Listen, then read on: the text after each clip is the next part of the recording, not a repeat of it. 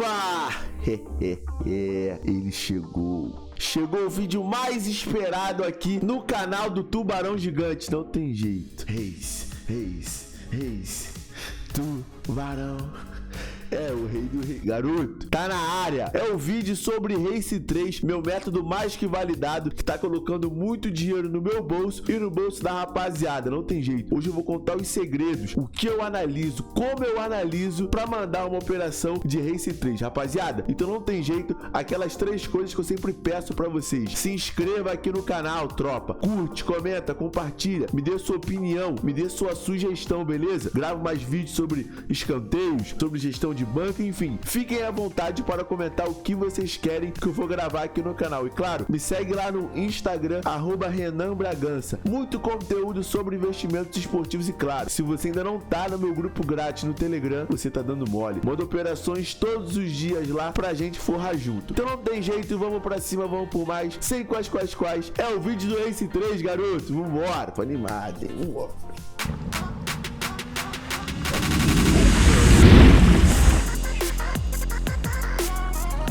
Então não tem jeito, rapaziada. Vambora, ó. Vou dar uma moral pra vocês, ó. Vocês pediram muito esse vídeo e eu vou dar outra moral, ó. Tô disponibilizando bônus de até R$500 lá na Betano. Você vai criar sua conta pra você forrar com o Race 3 com o Tubarão Gigante e ela vai dobrar o seu depósito. Você entra aqui lá na descrição, o link tá lá. Você vai criar, depositou 100, virou 200. Depositou 300, virou 600. Ele vai dobrar o seu depósito, ó. Mais um presente do Tubarão Gigante. Vocês estão ficando mal acostumados, hein? É bônus, é camisa.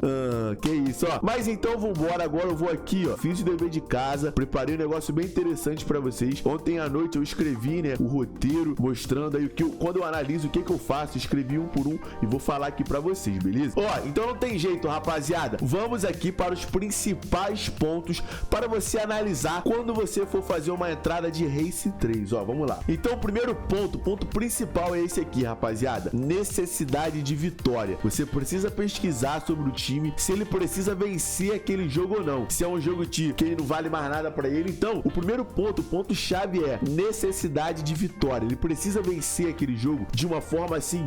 Ele tem que ganhar. Se não ganhar, vai acontecer alguma coisa. Vai perder ponto na tabela. Alguém vai ultrapassar ele. É um clássico. Então, o primeiro ponto é: o time precisa estar dependendo de uma vitória. O time, sei lá, o time às vezes está 5 jogos sem vencer, 10 jogos sem vencer. Então, aquele time ele vai entrar na partida com uma pressão muito forte de ganhar o jogo. E aí que a mágica começa a acontecer. Que já que ele precisa ganhar o jogo, o que acontece? Ele vai pra cima. Ele vai pressionar. E pressionando, ele vai buscar os escanteios. Então, ponto chave aí: necessidade de vitória. E o segundo fator, rapaziada, vou botar aqui por fator. O segundo fator é: você precisa ver como é a postura desse time jogando em casa. Como é isso? Você vai lá, pesquisa como os escanteios surgem, quantos escanteios tem. Nos últimos 10 jogos saíram quantos escanteios pro time. Você precisa observar esse time, como é o comportamento dele jogando dentro de casa. Ele é um time que consegue muitos escanteios, consegue poucos escanteios. Ou seja, você precisa, além de ver essa necessidade de vitória, que é o ponto 1, o ponto 2 é o seguinte: você precisa pesquisar o número de escanteios do time jogando em casa, como é que é o comportamento dele, tá? Então o segundo ponto aqui, segundo fator é: estude os números. Pessoas mentem, os números não. Os números desse time jogando em casa, ó. O terceiro fator, ele é bem próximo aí a esse segundo fator, que é o seguinte: tem uma coisa chamada no futebol, rapaziada, que tá escrito no livro da bola. O que é o livro da bola? Eu e Gol do Raio a gente vai soltar pra vocês o livro da bola, ó. O livro da bola é o seguinte: tem alguns determinados clubes que tem uma pressão dos 15 muito forte. O que é a pressão dos 15? A pressão dos 15 é os primeiros 15 minutos muito forte em cima do adversário. Quer exemplos? Atlético Paranaense na Arena da Baixada. Ele tem uma pressão dos 15 muito forte. Ele começa muito em cima do time pra tentar fazer o gol. Aí às vezes não sai. Aí vai 15, 20 minutos, o jogo já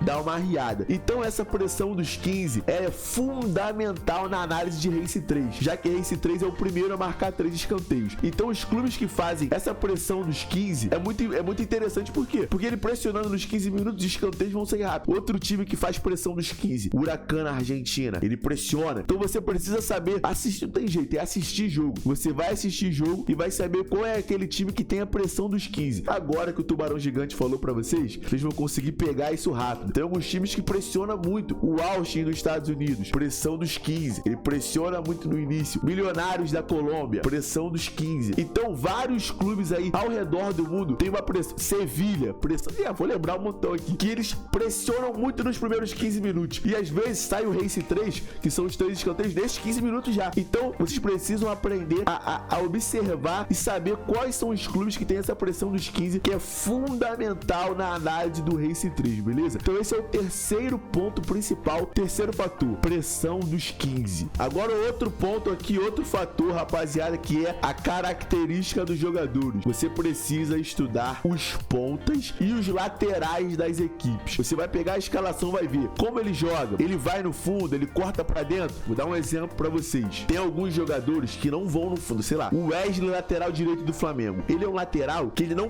pisa no fundo, ele corta tudo pra dentro. Felipe Luiz do Flamengo também, corta tudo pra dentro. Então eu não acho que o Flamengo é um time bom pra escanteio, porque o Flamengo joga muito por dentro. Agora eu vou dar um exemplo. Eu vou estudar o Sevilha. Irmão, o Sevilha é fundo. Jesus Navas e Acunha são laterais, mas ele desce, vai no fundo toda hora. Você tem que ver, você tem que analisar se o time joga pra centroavante, se o time vai no fundo e cruza muita bola. Porque quando cruza, tem jeito, a zaga faz se tem a canto. Então, você precisa estudar as características dos jogadores. Se os jogadores vão no fundo, se corta pra dentro, como é. Então, esse aí é mais um fator pra você ficar de olho. Estuda a característica dos jogadores de beirada, jogadores que jogam pelas pontas e se tem um centroavante fixo, tá? Estuda isso. Se ele vai no fundo, se ele recua, como é que é. Você precisa conhecer os jogadores também. Outro fator interessante, rapaziada, é você estudar a escalação das equipes. Eu vou dar um exemplo pra vocês. Eu gosto muito de apostar em time de Race 3 quando o time joga com 3 zagueiros. Vou explicar o motivo. Ele joga com 3 zagueiros, uma linha de 5, só que nessa linha de 5 tem 2 alas e às vezes ele joga até com 3-4-3.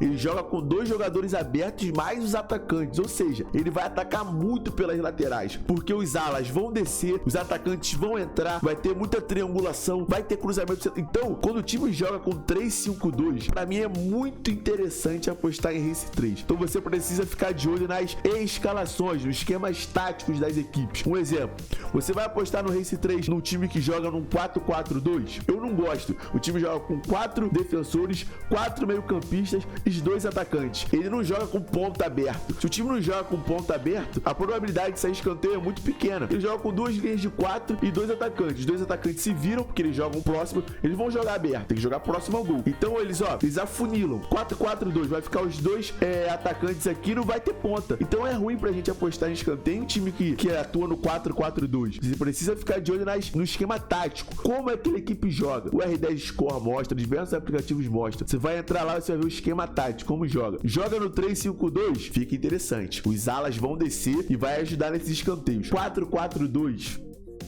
2 linhas de 4, garoto, 2 atacantes, a probabilidade de ser escanteio é menor. Então, rapaziada, são diversos pontos. Vocês pensam, ih, caraca, é muita coisa. Mas pra gente ser lucrativo, a gente precisa analisar diversas coisas. Por isso que eu tô trazendo aqui tudo mastigado pra vocês, como eu faço a análise. É assim que isso acontece, não é um negócio, acordei e vou mandar a Race 3 do Austin. Não, tem que ver tudo direitinho. Agora, é claro que depois de um tempo, você vai ficar, você vai ter times de confiança, como eu tenho. Huracan, Austin, Sevilha, Atlético Bilbao, Ceará. Mas você precisa identificar os seus clubes também. Então por isso que eu tô mostrando tudo aqui, mastigado pra vocês. Outro fator interessante que nós precisamos observar: se os pontas jogam com o pé invertido. Como é isso, Renan? O ponta direita, se ele for canhoto, prejudica. Por quê? Vou dar um exemplo, botei a camisa do Manchester United até pra isso. O Antony do Manchester United, ele é ponta direita, certo? E ele é canhoto. Ele corta todas pra dentro. Ele não vai no fundo. Se não vai no fundo, garoto, não tem escanteio. Então eu não gosto de apostar em escanteio no Manchester United. Por quê? Porque o Antony pega a bola e costurando pra dentro.